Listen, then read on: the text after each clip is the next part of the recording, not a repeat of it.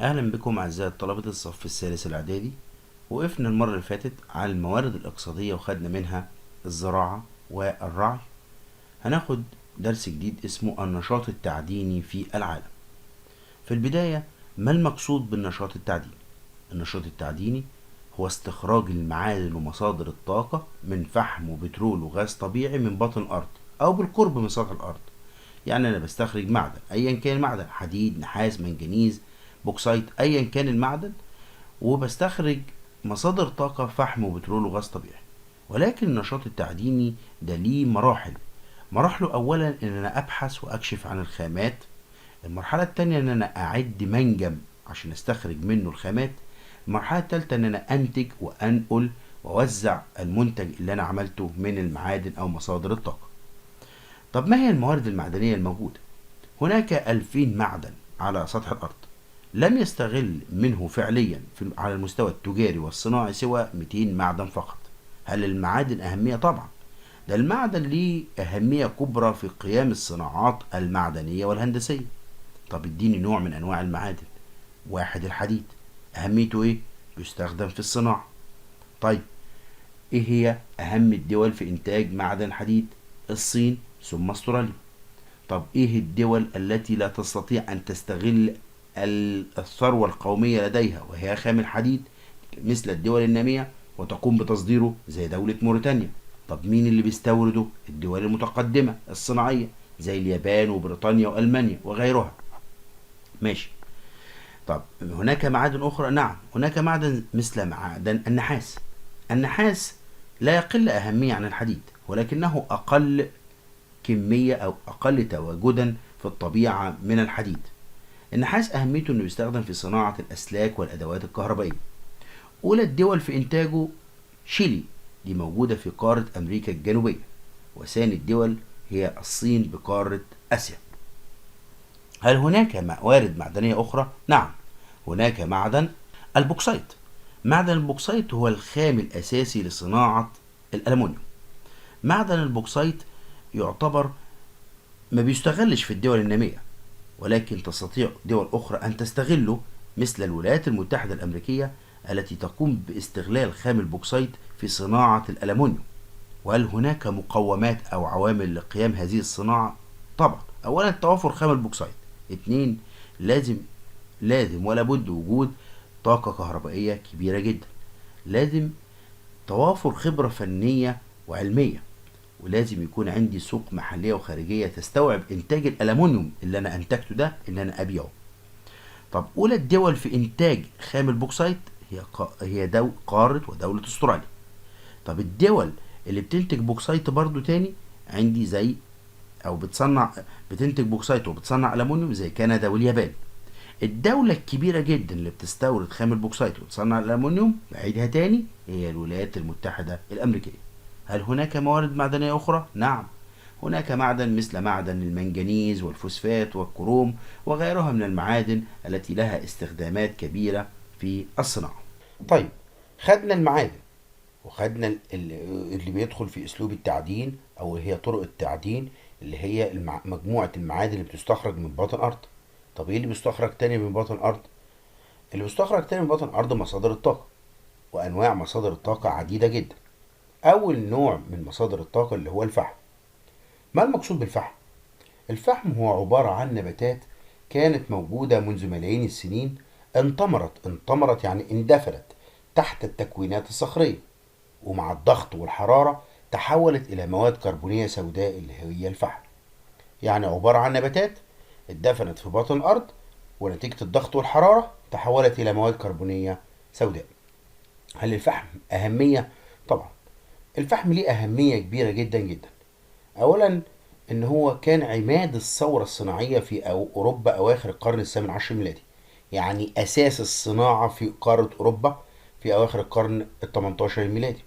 اتنين، ان هو المصدر للطاقة الاول حتى اوائل القرن العشرين. ايه كمان اهميته؟ اهميته انه تستخدمه معظم الدول الصناعية الكبرى كمورد طاقة مهم. بالاضافة يستخدم في التدفئة والصناعات الكيميائية. انواع الفحم. هل الفحم انواع؟ طبعا. الفحم ليه ثلاث انواع. نوع اسمه البيتوميني، البيتوميني ده أكثر الأنواع انتشارا وأغلبية المصانع بتستخدمه.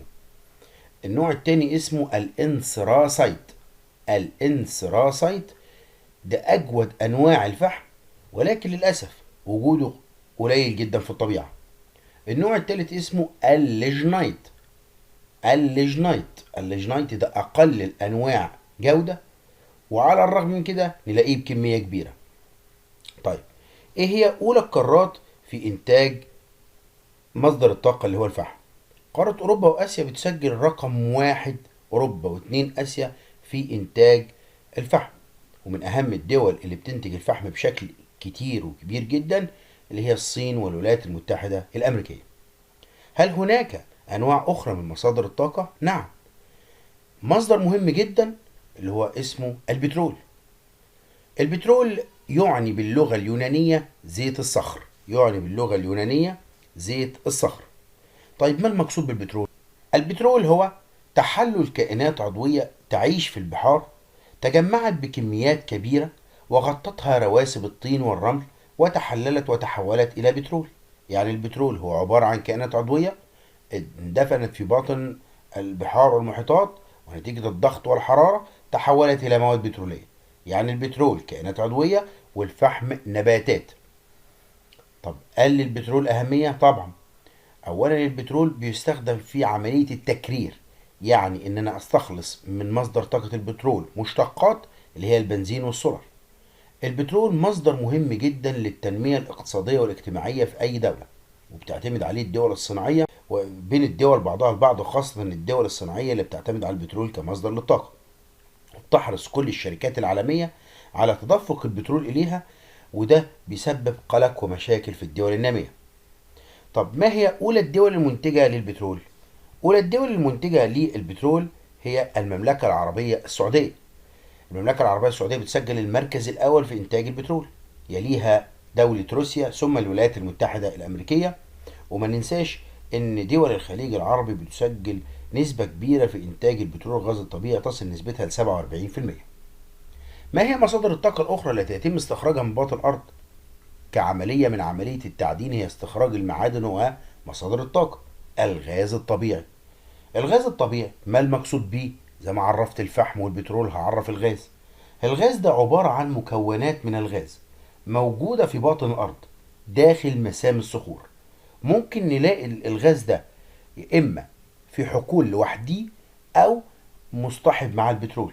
يعني بعتبر الغاز الطبيعي هو عبارة عن البخار البسيط بالنسبة للبترول، ودايما نلاقي ان المكان اللي فيه البترول هو المكان اللي بيبقى موجود فيه الغاز.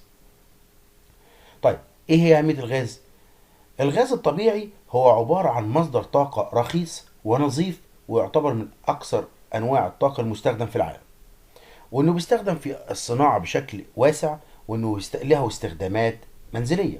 وممكن استخدم الغاز الطبيعي في توليد الطاقة الكهربائية، وممكن اعتبره كوقود للسيارة بديل عن البنزين عشان احد من عملية التلوث، لان الغاز الطبيعي هو مصدر الطاقة الوحيد الذي لا ينتج عنه اي ملوثات. طيب، ما هي اولى قارات العالم انتاجا للغاز الطبيعي؟ قول لما يجي كده في الامتحان يقول لي اولى قارات العالم انتاجا للغاز الطبيعي هي قارة اوروبا. طب لو قال لي اولى دول العالم انتاجا للغاز الطبيعي هي الولايات المتحدة الامريكية. ونلاحظ ان دايما في سؤال بيجي لنا، اقبال العالم، او السؤال بيقول توسع العالم في استخدام الغاز الطبيعي كبديل لمصادر الطاقة. ليه بيستخدموا الغاز الطبيعي كبديل؟ لانه نظيف ورخيص وسهل نقله وعدم تلوثه للبيئة. يعني اقدر اوصل من كده ان البترول والفحم والغاز الطبيعي ممكن يستخدم في توليد الطاقة الكهربائية، بسميها الكهرباء الحرارية. يعني الكهرباء الحرارية بجيبها منين؟ بجيبها من الفحم والبترول والغاز الطبيعي. اما الكهرباء المائية يتم توليدها عن طريق السدود والشلالات، مثل كهرباء السد العالي. اما الكهرباء النووية هي كهرباء بيتم انتاجها من محطات نووية سلمية. طيب، ما هي مصادر الطاقة الأخرى؟ هناك الطاقة النووية. الطاقة النووية لها دور كبير جدا وتعتبر مصدر طاقة رهيب، احنا خدنا قبل كده وقلنا ان يتم انتاج الطاقة الكهربائية من محطات نووية، ولكن محطات نووية سلمية. بتعتبر قارة أوروبا هي أكثر قارات العالم إنتاجا للطاقة النووية. قارة أوروبا أكبر وأكثر قارة في العالم بتنتج الطاقة النووية، يليها مباشرة أمريكا الشمالية، ودي بتحتاج إلى خبرات كبيرة جدا. طيب، نلاحظ أن بعض الدول المتقدمة خاصة الولايات المتحدة الأمريكية واليابان وفرنسا دايما في اتجاهها للبحث عن مصادر جديدة للطاقة، بخلاف كل مصادر الطاقة اللي خدناها. زي ايه؟ زي الطاقة الشمسية. بيستخدموا الطاقة الشمسية ان عملوا ليها محطات وبدأوا يولدوا منها الطاقة الكهربائية. طب دي للاستخدامات الايه؟ للاستخدامات المنزلية. وهناك انواع اخرى من مصادر الطاقة مثل طاقة الرياح.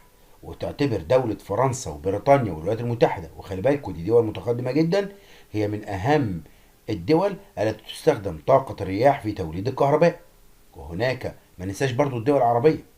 الدول العربية هناك 5 دول عربية زي مصر والمغرب وتونس والأردن وسوريا، ودي دول مهمة جدا في تحويل طاقة الرياح إلى طاقة كهربائية، أو بيستخدموا طاقة الرياح إلى طاقة كهربائية، وخاصة دولتين مصر والمغرب.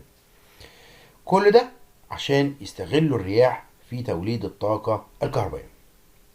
وفي مصادر أخرى من الطاقة اللي هي دايما الدول المتقدمة بتبحث انها كبدائل اخرى لمصادر الطاقة، ودي مصادر طاقة ما بتخلص، وانها بل متجددة، وانها دائمة ونظيفة، مثل الطاقة الشمسية قلناها قبل كده، وطاقة الرياح، وطاقة المد والجزر، وطاقة الامواج.